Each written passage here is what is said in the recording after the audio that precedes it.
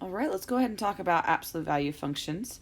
So absolute value functions look like this. The f of x equals the absolute value of x. So those two symbols mean absolute value. So to do this, we're going to go ahead and just make a little table. We'll just plug some numbers in. For instance, I could do -3. The way absolute value works is if you do the absolute value of -3, you just get a +3 because it represents the distance from 0. So -2, if I do the absolute value of -2, would give me +2. If I plug in -1, the absolute value of -1 is +1. If I plug in 0, it's still just 0. Absolute values of positive numbers just stay the same. So if I plug in 1, I get 1. If I plug in 2, I get 2. If I plug in 3, I get 3. Now I'm going to go ahead and plot all of these. So -3, 3, -2, 2, -1, 1, 0, 0, 1, 1, 2, 2, and 3, 3. So absolute value functions look like so. So they look like a V. But this function we had right here is just called the parent function. So for instance, I could have something like the absolute value of x plus 1, and that will change what the graph looks like in the end.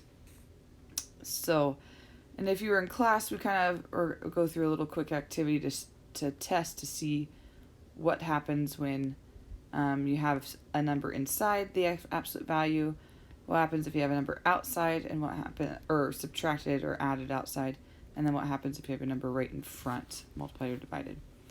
So I'm going to, for the video, just going to go through that really quick.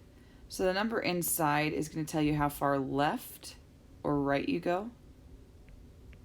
So we call it our horizontal shift.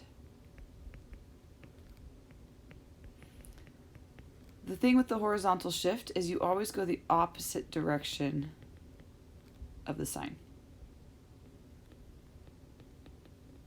So for instance, on this problem I just made up, I would go left 1 because left would be a negative direction.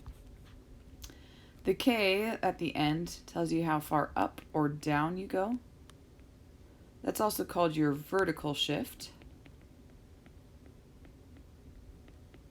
And that's going to stay exactly the same. So this one right here, this problem would tell us we're going to be going down 3. And then our A in front is called your vertical stretch. And what that means is you're either, a vertical stretch just means rather than having the V, sorry, I'm blanked there. The V like this, you might have it stretched more like this where it's steeper, or it could be lower, so this would be a compression. So sometimes they're called vertical compressions. That means it's getting lower. It's not as steep. So let's go ahead and see a couple and see how that works. So this one right here, by the way, in my example, would be a vertical stretch, meaning it would be steeper. So this isn't too hard of a concept and graphing quickly for absolute value. So remember, inside always goes opposite. So this would go to the left 2. On the outside, that tells you how far up or down you go. So we're going to go down 3. And there's no vertical stretch, so I'm just going to go left 2, down 3, like so. In fact, that's what our transformations would be. So, so it's a horizontal shift left 2 and a vertical shift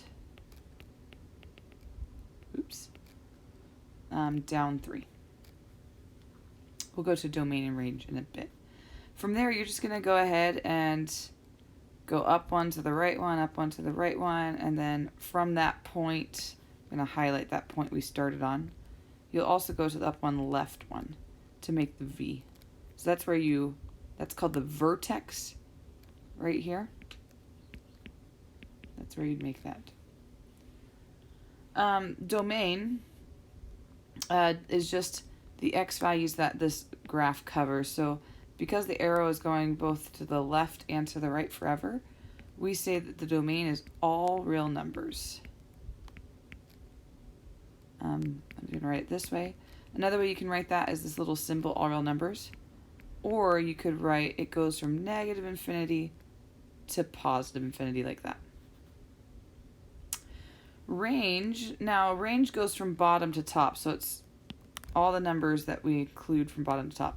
If you notice, there's a section of the graph down here, oops, meant for the highlighter, section of the graph down here that doesn't have anything. The arrows go up on both directions.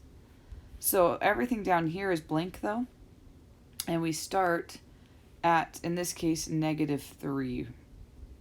So that's the y value, -3 right here. So we would say y is greater than or equal to -3. Or there's a way to write that where you put a little bracket that means that it's equal to. And you say -3 and then all the way up to infinity. Okay, let's go ahead and do another problem. Same idea. So this next problem, number 2. The -1 tells us we're going to go right, remember, because you go opposite direction, so right 1. And then still we're going to be going down 3 because it's outside the absolute value. And then the 2 is going to be a stretch of 2 because 2 is bigger than 1. So let's go ahead and do those transformations, write them out. So we've got a horizontal, and if you don't say horizontal shift, I'm okay with that. If you just say right 1, down 3, and then a vertical, you do need to say it's vertical stretch of 2, that would work for me on transformations. Okay, so let's go ahead and do, I always do the shifts first, so I go right 1, down 3. So right there, I'm going to highlight that so we know that's our vertex. And then the stretch actually tells you how high you're going to go. We're still going to go to, so it's going to tell us how high from this point, so we're going to go up 2, and then we still go to the right 1. Then I'm also going to go up 2 to the left 1. And you could go from that point up 2 to the right 1. It's like a slope. And so on to make a V. But there is the V. Okay, so domain, once again, we're going left to right. Because the arrow over here is going to continue to the left and the arrow over here is going to continue to the right, we would actually say our domain is also all real numbers, that little symbol. Or you can say -infinity to infinity. Range will be whatever, we're going to just do greater than whatever the lowest y value is. So in this case, the lowest y value is -3. Or remember, just like so the previous problem, we can use the little bracket to say we're including -3, and then it keeps going to infinity, meaning it just keeps going up and up and up.